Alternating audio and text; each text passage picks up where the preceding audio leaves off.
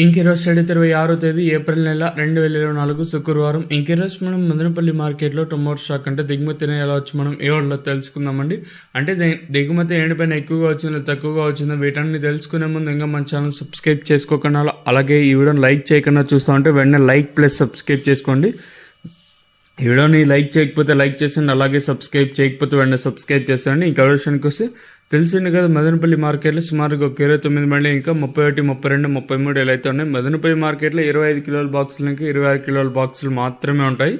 ఇంక దిగుమతుల గురించి మాట్లాడుకోవాల్సి వస్తే మనం ముందుగా ఈ జీపీఆర్ అలాగే భాగ్యలక్ష్మి మండి లైన్ చూసుకున్నట్లయితే ఇక్కడ మాత్రం నేనుతో పోల్చుకున్నట్లయితే దిగుమతి అయితే తగ్గలేదు. ఈవెన్ ఏ మండికి కూడా దిగుమతి తగ్గలేదు.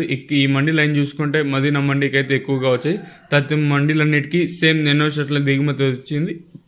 ఓవరాల్గా చూసుకున్నట్టయితే ఈవెన్ ఎస్ఎంబి మండి కూడా నేటితో పోల్చుకుని దిగుమతి పెరిగింది.